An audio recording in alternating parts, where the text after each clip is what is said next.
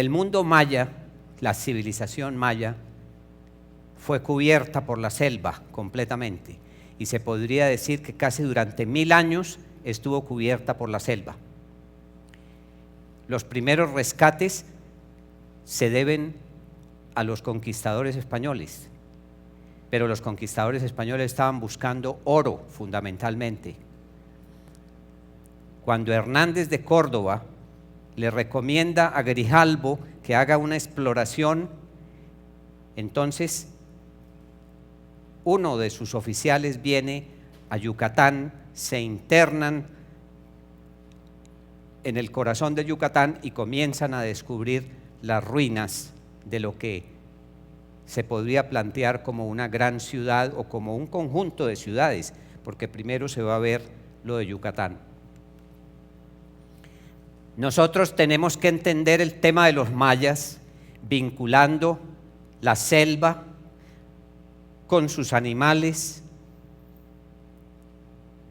vinculando fundamentalmente el hombre maya, sus edificios, sus días y sus noches, es decir, todo un conjunto, todo un cosmos. No podemos hablar por separado de un tema en particular, no podemos hablar de astronomía como si fuera una cosa sola, sino que hay que vincularla con todo este conjunto.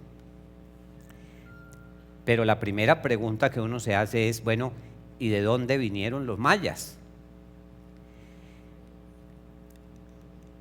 Las investigaciones más recientes que se tienen son el resultado de estudios no solamente antropológicos, sino paleontológicos, fósiles y ADN, estudios ya profundos para reconocer que la gran eclosión del hombre ocurrió en África hace unos 65.000 años y que del África viene una dispersión que va a tocar a Europa, fundamentalmente el Asia, y que en algún momento, cuando en el paso que llamamos el estrecho de Bering se dan las condiciones de paso de congelamiento por la glaciación, entonces el hombre comienza a poblar Norteamérica y después poco a poco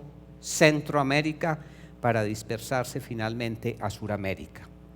Estamos hablando aquí de un paso definitivo en este puente natural de Centroamérica hace unos 10.000 a 6.000 años.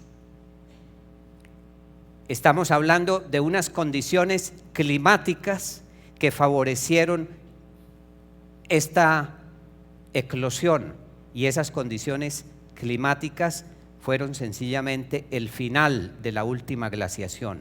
La Tierra comenzó a calentarse progresivamente, el hielo comenzó a retirarse y entonces hubo condiciones favorables para que hubiera una migración del norte hacia el sur y del sur hacia el norte. Muchas especies animales pasaron del norte al sur y del sur al norte, estableciéndose aquí en Centroamérica, una de las zonas biogeográficas del planeta más ricas, más importantes. Ese territorio en Centroamérica es denominado Mesoamérica. Y Mesoamérica comprendido entre el trópico de Cáncer, 23 grados, 26 minutos de latitud norte aproximadamente, y el norte de Honduras.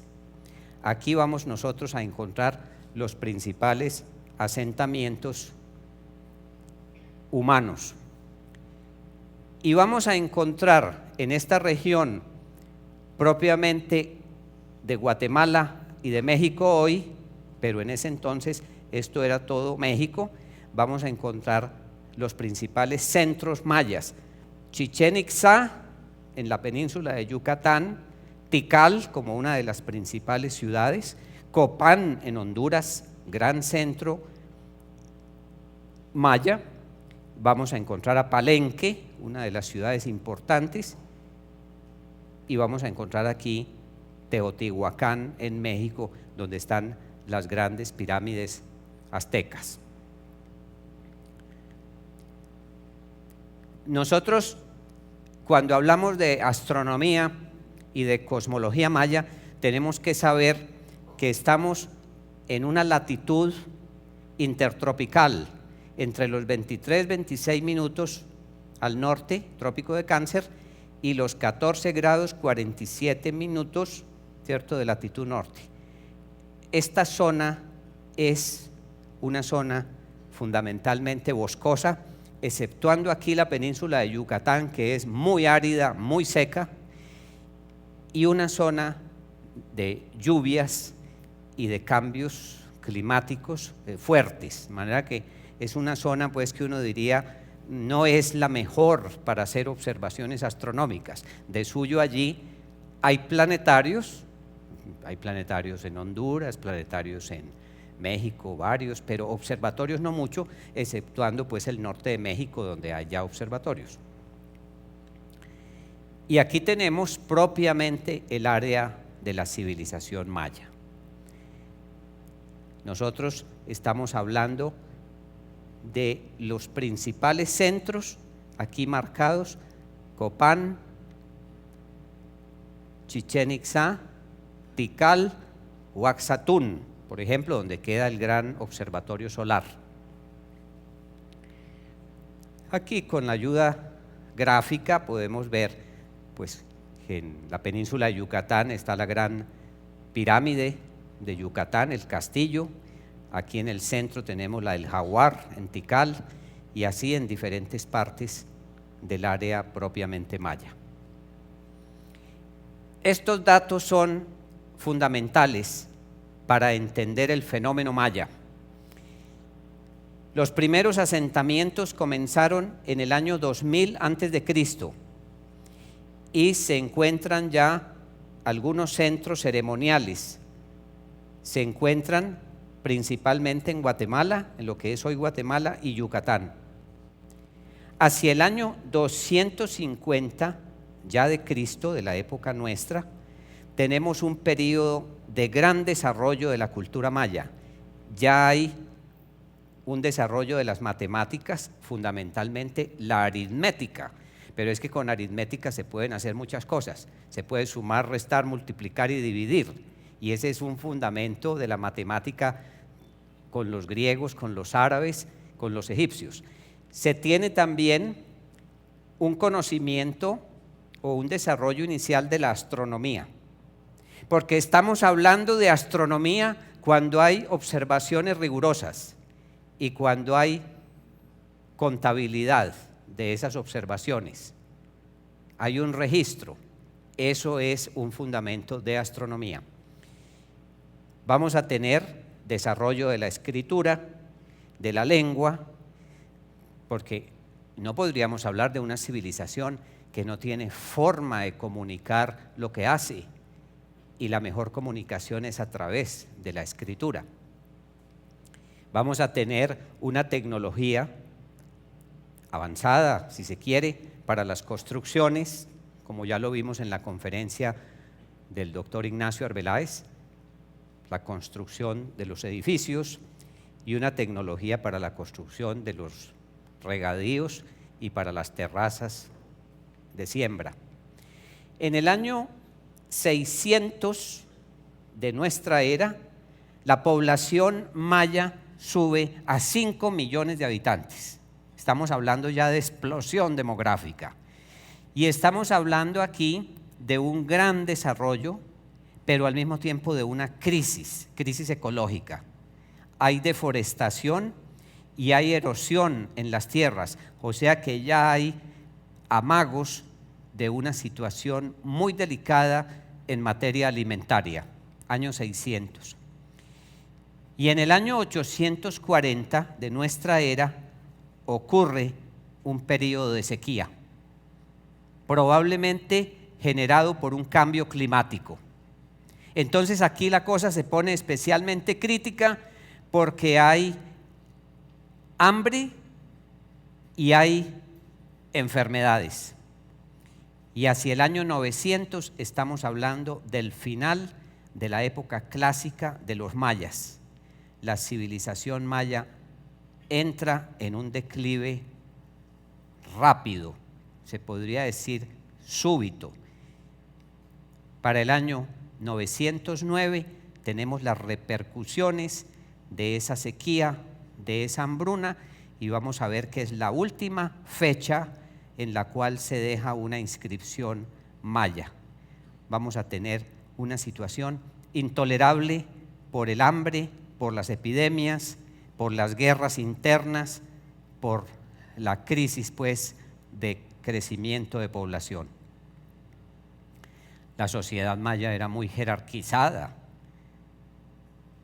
Se podría decir que en la cúspide hay un rey, hay un gobernante, un jefe supremo, y que luego viene una cohorte donde están los importantes, son los más altos dignatarios del sol, y luego vienen los que tienen tareas de la nobleza, son padres, son madres, son la élite de la sociedad. Luego vienen los mercaderes, algunos son profesionales en su trabajo, y en la parte inferior de la pirámide nosotros encontramos la gente sencilla, común y corriente, e incluso los esclavos. De manera que hay ahí un punto de comparación, si nosotros queremos verlo con la civilización egipcia, también muy jerarquizada, y en alguna forma con los griegos, que también va a tener una sociedad marcadamente jerarquizada.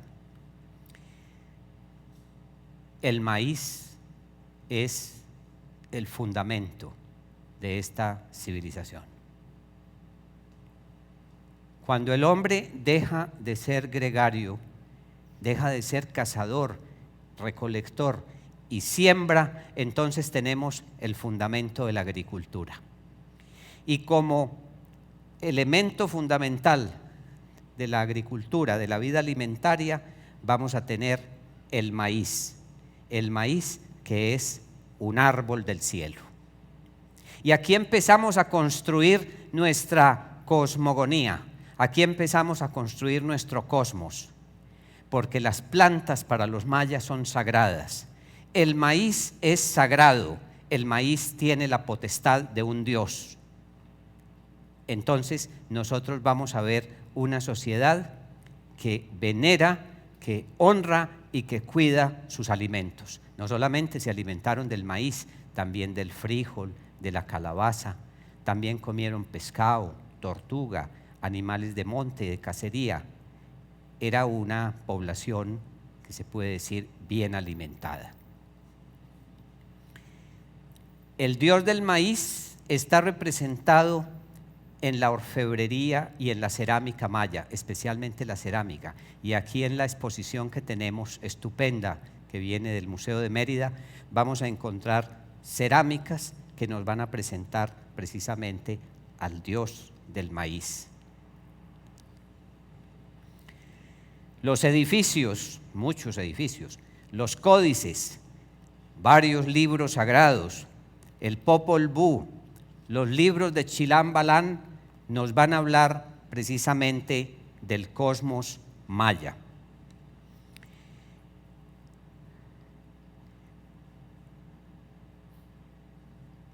Fue el gran escritor, historiador más que todo y divulgador, Brunowski, quien en su libro El ascenso del hombre habló del Congreso de Astrónomos en Copán. Dice que en el año 776 de nuestra era se reunieron en la ciudad de Copán los principales astrónomos mayas para discutir un tema referente al calendario.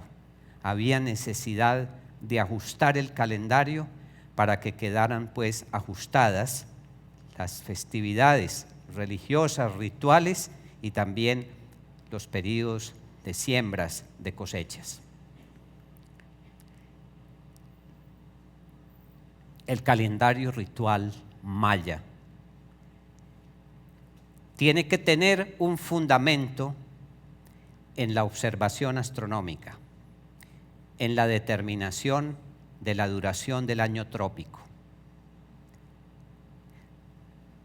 Cuando preguntamos cuál fue el gran logro de los egipcios y el gran legado de los egipcios para la cultura occidental, se nos dice, fue la determinación de la duración del año trópico, 365 días y cuarto, aunque para efectos prácticos utilizaron el año de 360 días.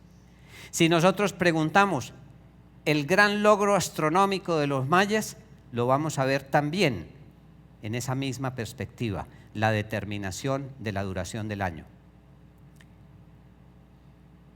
Esa determinación exige observaciones rigurosas desde esos edificios, como el edificio solar de Uaxatún, para determinar solsticios y equinoccios, y observaciones de muchos años, observaciones probablemente de siglos, para llegar a cifras de pasmosa exactitud.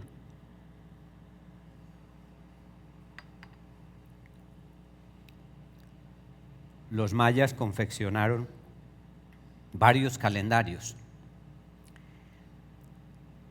pero confeccionaron un calendario muy, muy curioso llamado el Xolquín, calendario ritual, en donde hicieron una composición de los números de 1 a 13, de los días de la semana y de los meses, de los nombres del mes, de los 20 días del mes, para que se pudiera tener una cuenta rodante, ensamblada como piñones, que la vemos aquí ilustrada. Los números de 1 a 13 combinados con los nombres de los días del mes, los 20 días, y luego con los 360 días del año, porque se dejan 5 que son los días vagos. Entonces eso va a dar el famoso Xolquín.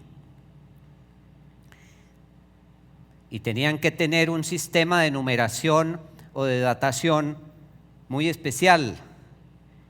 Un punto, el 1, 2 puntos, el 2, una raya, el 5, luego el 6, un punto, una raya, 2 rayas, el 10, y así sucesivamente,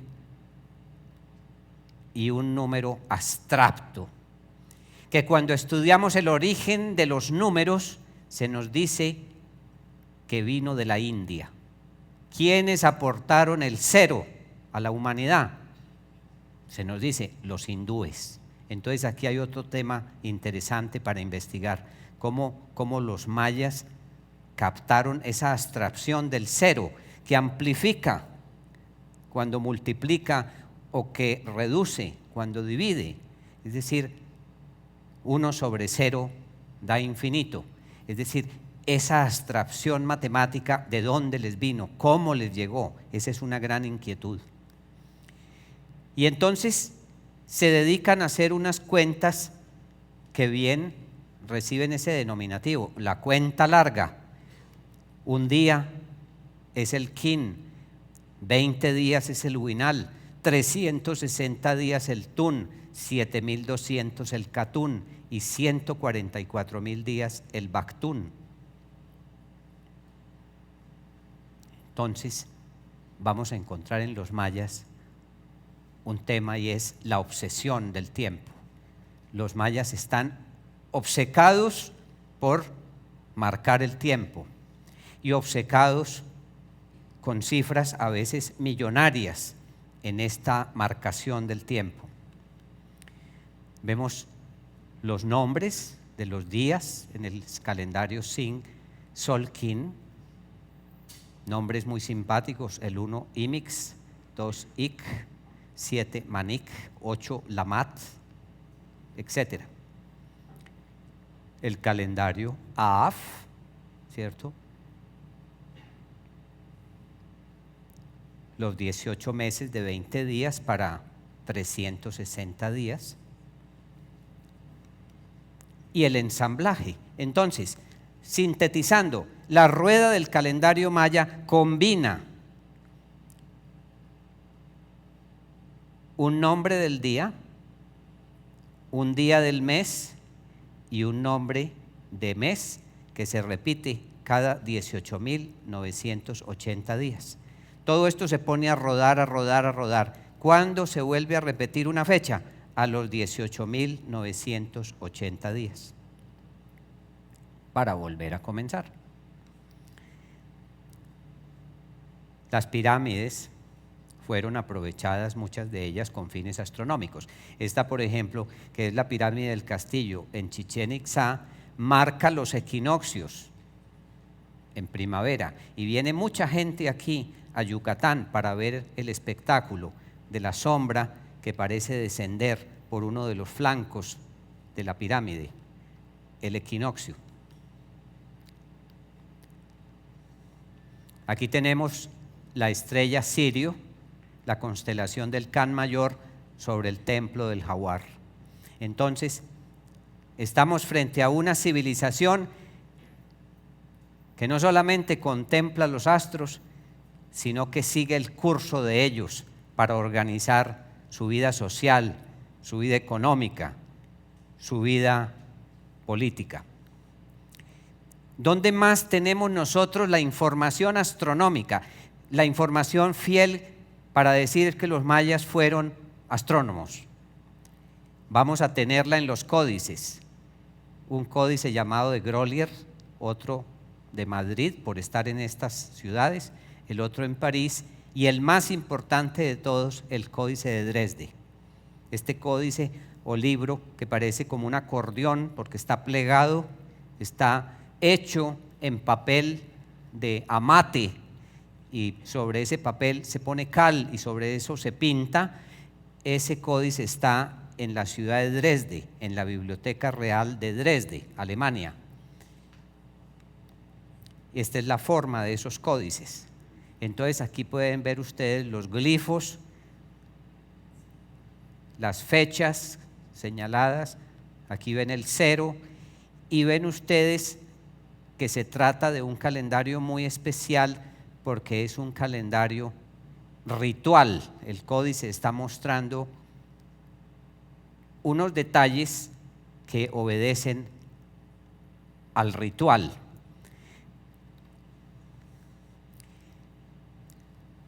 El obispo Diego de Landa, cuando llegó a Yucatán y vio esos libros, esos códices, y vio tantas figuras de serpientes y tantas figuras de monstruos que parecían demonios, no dudó un instante en decir: esto es obra del diablo, y mandó quemar todo eso. Se escaparon algunos de esos documentos, pero el obispo también tuvo un detalle bonito, fue que escribió la mejor relatoría sobre las cosas de Yucatán en 1566, y gracias a esa relatoría del obispo de Landa se pudo empezar a descifrar los códices, especialmente el Códice de Dresde.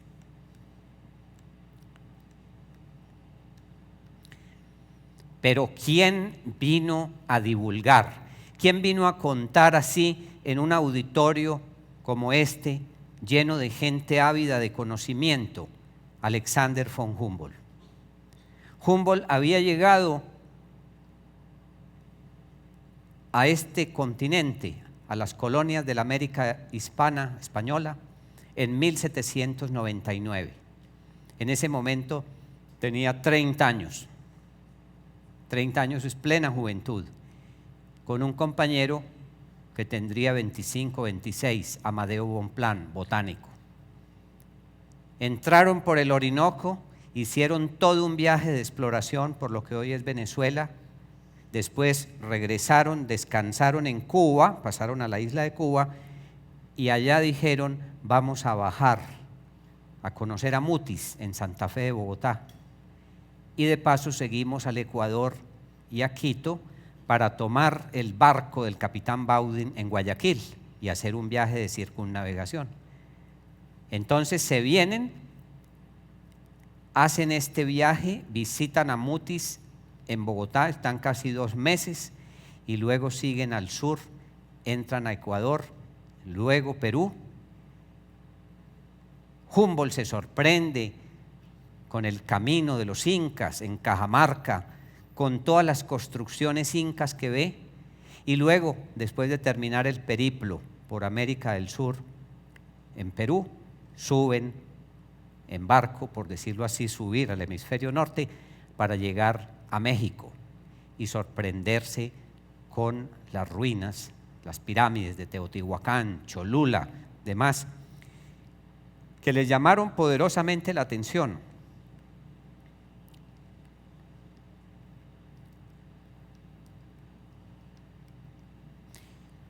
Llamaron poderosamente la atención de Humboldt y en ese momento, en donde puse la diapositiva antes, 1810, publica en Europa ese libro de la visita a Sudamérica y lo que vio de los templos precolombinos y de los códices mayas. Imagínense, en 1810. Los alemanes tenían el conocimiento de que había un tesoro en la biblioteca de Dresde. Se sabía que ahí había una información valiosísima y Humboldt va a dar a conocer esa información. Pero solamente este señor Ernesto Förstemann, entre 1880 y 1892, con ayuda de la relatoría del obispo de Landa, Relaciones de Yucatán, de las cosas de Yucatán, va a descifrar el contenido y va a decir: aquí hay una importante información astronómica. Y se va a encontrar precisamente en ese códice de Dresde una tabla de Venus que presenta el período sinódico del planeta. Ustedes están viendo en estas noches la hermosa conjunción Venus-Júpiter por occidente. Esa conjunción nos está mostrando a Venus a una cierta altura sobre el horizonte. La mayor elongación no pasa de los 47 grados. Si nosotros queremos saber cuándo Venus vuelve a estar allí, entonces nosotros tenemos que medir el período sinódico. Y sabemos que ese período sinódico es de 584 días.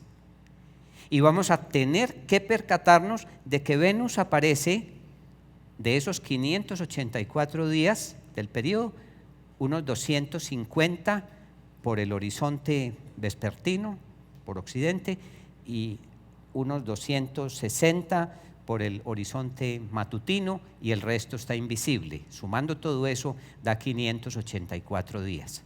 Ya los mayas sabían hacer eso y lo tenían precisamente consignado en sus códices.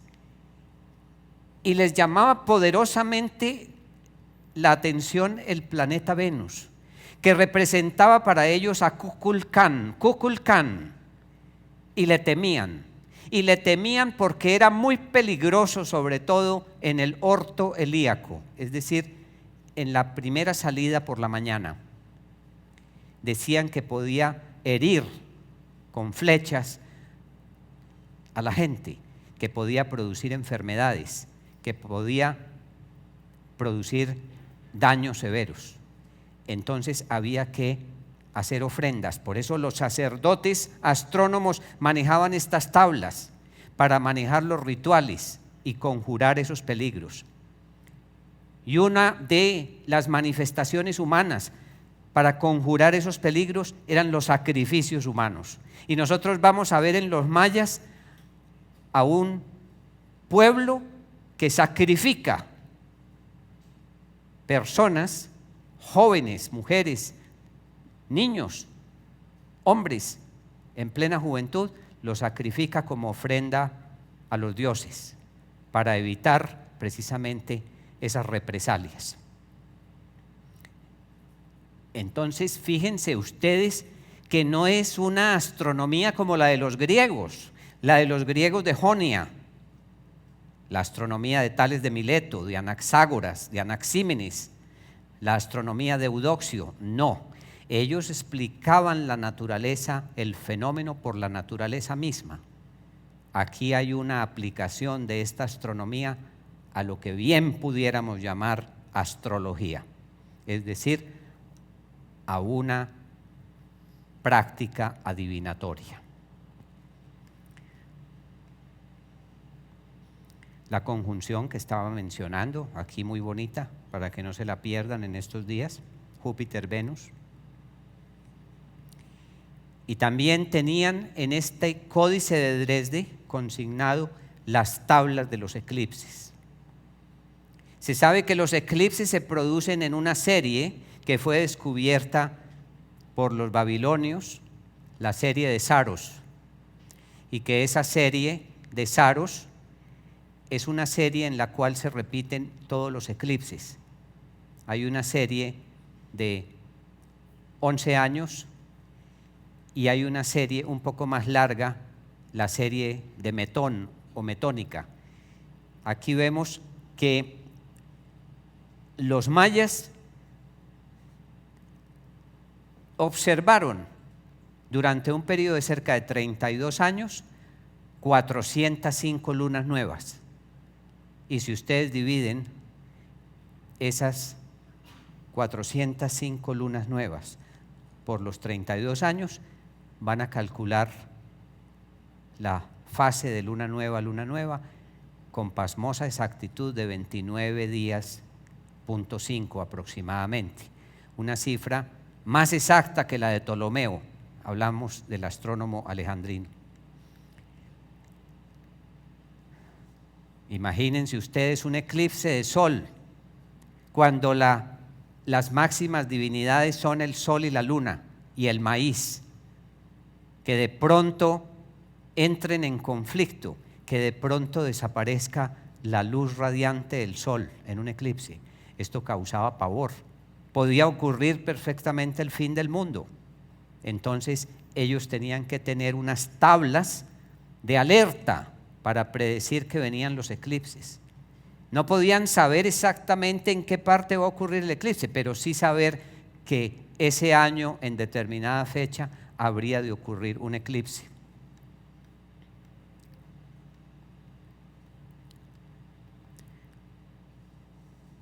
Como los mayas manejaron estas cifras largas, hay una que nos sorprende y que es la que nos tiene reunidos aquí en Colombia, en Estados Unidos, en Europa, en todas partes, porque este tema es discutido hoy en todas partes. Los mayas calcularon la fecha de la creación, de la última creación, para el 13 de agosto del año 3114 antes de Cristo. Y resulta que este año, el 21 de diciembre, solsticio de invierno del 2012, termina esa serie, ese Bactún, el Bactún 13,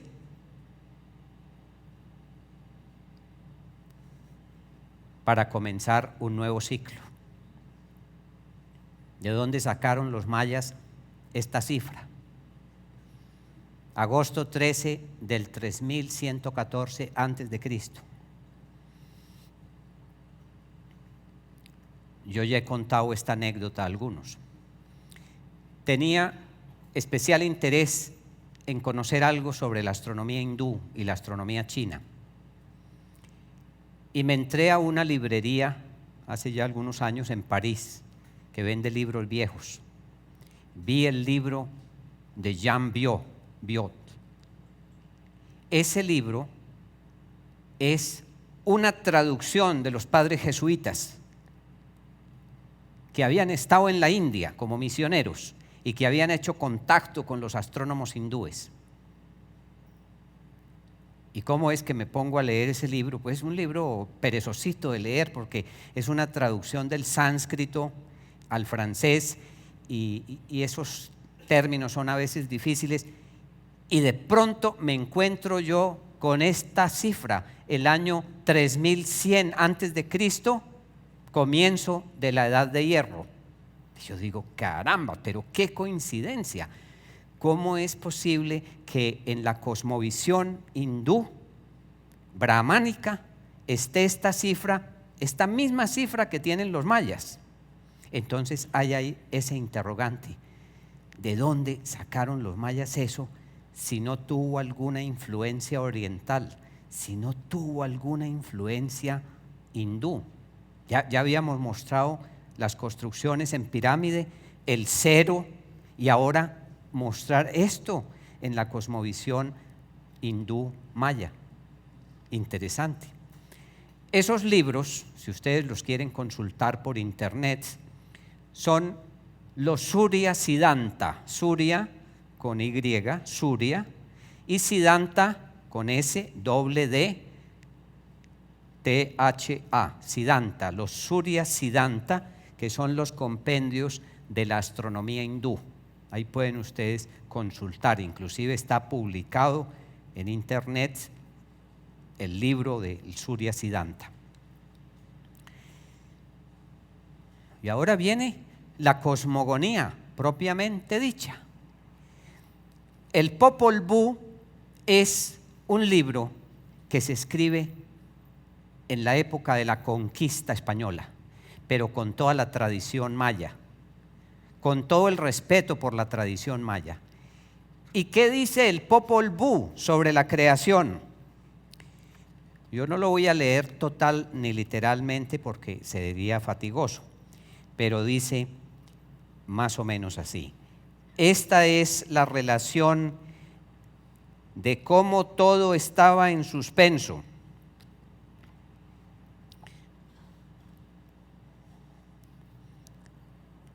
Todo en calma, todo en silencio, todo inmóvil, todo callado y vacía la extensión del cielo. Esta es la primera relación, el primer discurso. No había todavía hombre, ni animal, ni pájaros, ni peces, ni cangrejos, ni árboles, ni piedras, ni cuevas, ni barrancas, ni hierbas, ni bosques. Solo el cielo existía. No se manifestaba la faz de la tierra, solo estaban el mar en calma y el cielo en toda su extensión. No había nada junto que hiciera ruido, ni cosa alguna que se moviera, ni se agitara, ni hiciera ruido. No había nada que estuviera en pie, solo el agua en reposo, el mar apacible, solo y tranquilo. No había nada dotado de existencia, solo había inmovilidad y silencio en la oscuridad en la noche. Solo el Creador, el Formador, Tepeu, Gucumatz, los progenitores, estaban en el agua rodeados de claridad, estaban ocultos bajo plumas verdes y azules, por eso se les llama Gucumás. De grandes sabios, de grandes pensadores es su naturaleza. De esta manera existía el cielo y también el corazón del cielo, que es el nombre de Dios. Así contaban. Llegó aquí entonces la palabra, imagínense ustedes esto, llegó aquí entonces la palabra, vinieron juntos Tepeu y Gucumatz en la oscuridad en la noche, y hablaron Tepeu y Gucumatz. Hablaron pues, consultando entre sí, meditando, y se pusieron de acuerdo, juntaron sus palabras y su pensamiento. Entonces se manifestó con claridad, mientras meditaban, que cuando amaneciera debía aparecer el hombre. Entonces dispusieron la creación y crecimiento de los árboles y bejucos y el nacimiento de la vida y la creación del hombre. Se dispuso así en las tinieblas y en la noche por el corazón del cielo, que se llama huracán. Se necesitaba la palabra para poder abrir esa creación en el Popol Vuh, en el primer capítulo.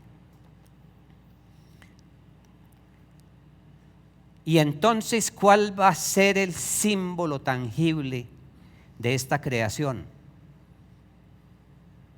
Un árbol espléndido que lo tenemos aquí en Medellín. que luchamos porque no nos acaben los pocos que quedan. La ceiba maravillosa. Es el árbol sagrado de los mayas. Fue el árbol que Stephenson y Catherwood, los grandes exploradores de 1880, encontraron en estas selvas, y a quienes los descendientes de los mayas les dijeron: es el árbol sagrado, símbolo de la creación. Y entonces aquí se abre el cosmos maya. En el centro está el árbol sagrado. El árbol abre sus brazos hacia el cielo. El árbol hunde sus raíces hacia la profundidad de la tierra. En el cielo están sus dioses máximos, el sol y la luna y el maíz. Y en la tierra, en el inframundo, está Xibalbá, el reino de los muertos. Y la tierra, plana como un disco, se parte en 4 cuadrantes: blanca para el norte, amarilla para el sur, roja para el oriente y negra para el occidente. Es decir, aquí hay un todo, aquí hay un conjunto, hay un eje. El eje es el árbol de la vida, es la ceiba, y esa ceiba es la que va a dar lugar a la gran proyección en el cielo, en la Vía Láctea. Aquí podemos ver más patéticamente representadas esas ramas, ese tronco donde están los vivos, la morada de los vivos, y aquí las raíces en el inframundo. Entonces, con alguna razón dice Linda Schelle que los grandes símbolos cósmicos de los antiguos mayas son un mapa del cielo. Llega Thomson y dice: este tema de la astronomía es demasiado grande para dejárselos a los astrónomos. Los arqueoastrónomos muy tímidos no se atreven a dar un paso adelante. El gran paso lo ha dado Anthony Aveni con sus estudios sobre los observadores en el México antiguo, pero son los pasos del científico que siempre está diciendo probablemente, tal vez, y haciendo unas mediciones con ayuda pues del teodolito, con ayuda del compás magnético, y probablemente estas ventanas apuntan hacia el orto helíaco de Venus, y probablemente esta otra ventana apunta hacia la salida del sol. Y llega esta señora, doctora en artes, se dedica a esculcar todos los rincones de la selva de Guatemala, a hablar con todos los arqueólogos, a hacer contacto inclusive con David Stuart, el gran descifrador de los glifos mayas, después de que Norosov, el ruso, le hace la gran ayuda de saber que hay un lenguaje silábico.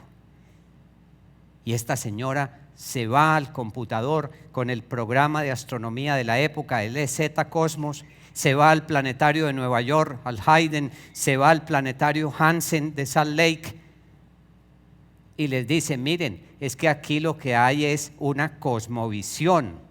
Y entonces esta señora ya es hoy citada por todas esas autoridades, porque si ustedes miran, Michael Coe de Yale, ahí la cita ella; David Stuart de Harvard, ahí la cita ella. Es decir, una mujer valiente, una mujer capaz de romper esa monotonía de la descripción muy mesurada, muy conservadora, que es propia de los arqueólogos o de los científicos, y ella le pone imaginación a esto, vuelo, pero una imaginación razonable, creativa. Entonces, dice la misma Linda Schell, el propio cielo es un gran espectáculo que repite la creación en el patrón de sus movimientos anuales. Aquí estamos mirando hacia el polo norte celeste, en la latitud de Tikal. Fíjense ustedes que la estrella polar está bastante alta ya, pasa de los 15 grados, y que todas las estrellas circumpolares giran alrededor de ella, ¿no? Este espectáculo de la creación se repite eternamente en sus movimientos anuales.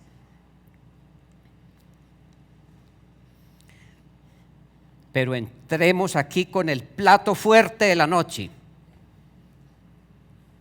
la tumba del gran gobernante Pakal II y la losa sobre el sepulcro de Pakal.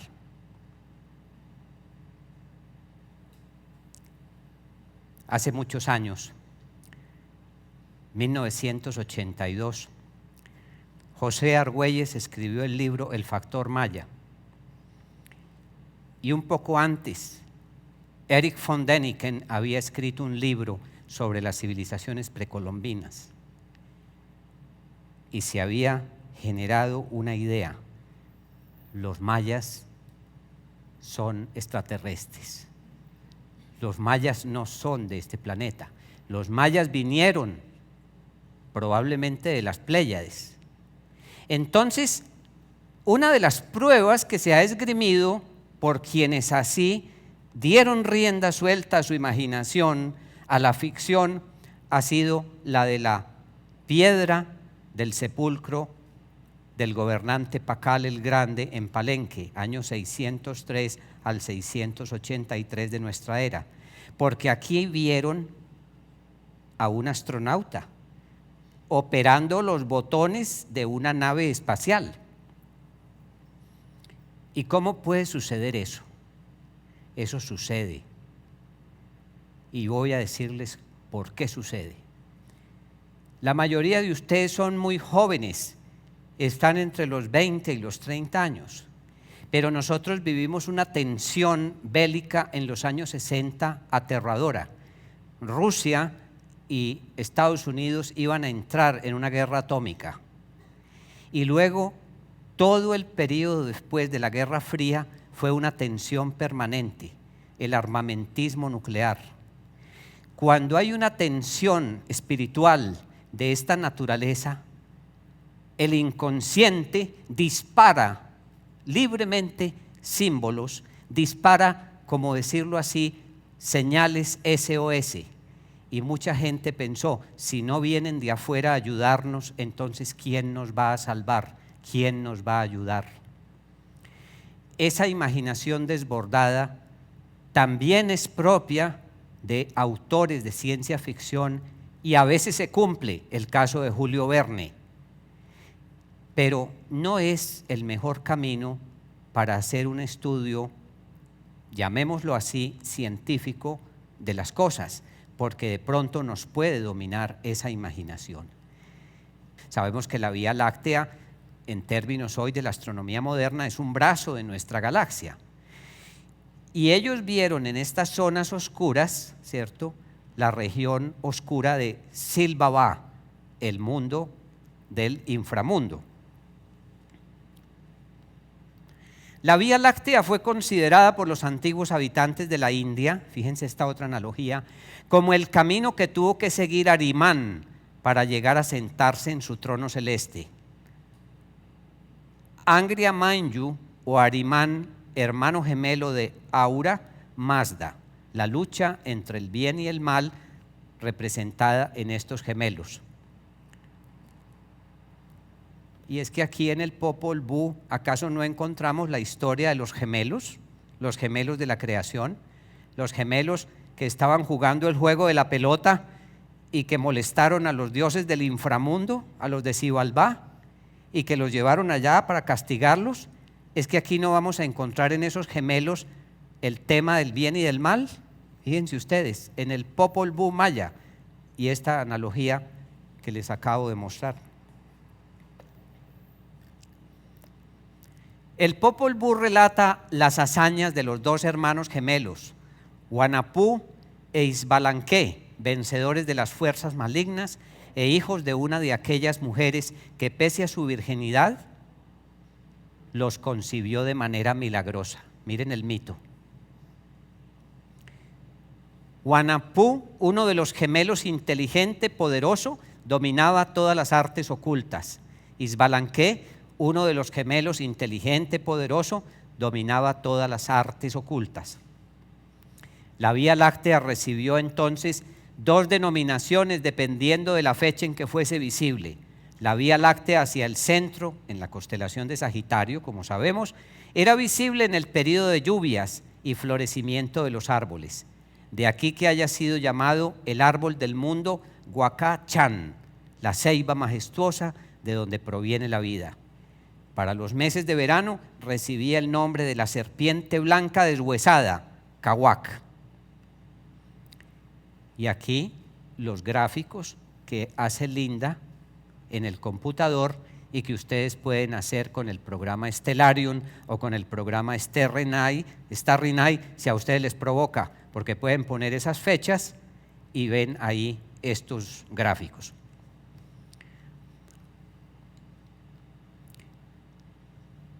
Y aquí tenemos la barca cósmica, el dios del maíz en la barca. Los remeros son el remero de la raya y el remero del jaguar. La canoa se hunde y entonces el maíz fructifica. ¿Se hunde dónde? En la Vía Láctea. Esto realmente es muy bonito.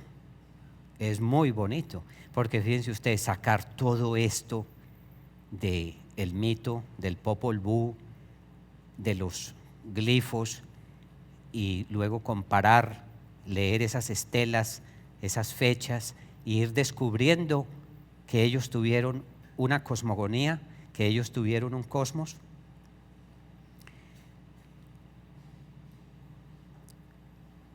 Nosotros vemos la constelación de Orión. La constelación de Orión, como ya lo mostré, tiene las 3 estrellas del cinturón, Al-Nilaj, Al-Nitak y Mintaka. Los mayas vieron aquí las 3 piedras de la creación, que son las 3 piedras representativas del fogón. Se ponen 3 piedras para montar el fogón de la creación primordial. Y esas 3 piedras son a su vez la representación de la tortuga de la creación. Ya no hablamos de la constelación de Orión, sino la constelación de la tortuga. Y esas 3 piedras fundamentales son el corazón del cielo. Aquí vemos la Vía Láctea, aquí vemos las 3 piedras del cinturón de Orión, que es la tortuga, y aquí vemos la constelación de Géminis, representada por 2 zainos o 2 pecaríes.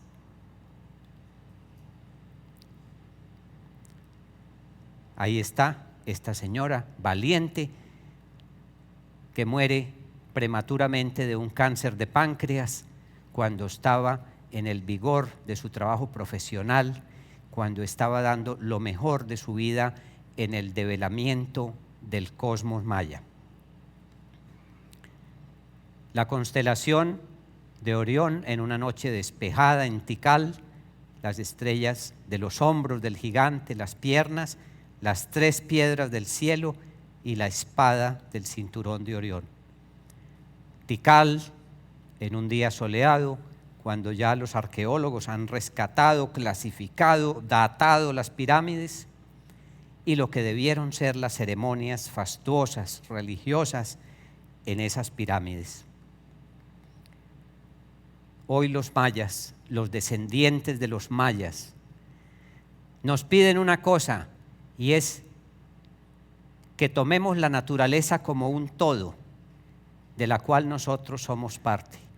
Que miremos a las plantas y a los animales como seres sagrados, que cuidemos nuestro planeta Tierra. Depende de nosotros el porvenir de la humanidad y del mundo, no tanto depende de los dioses que impávidos están en el mundo de los cielos y en el mundo de Silbabá, mirando, contemplando esta frágil condición humana. Muchas gracias.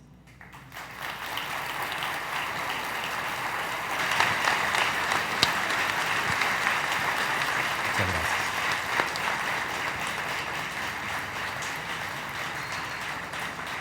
Muchas gracias.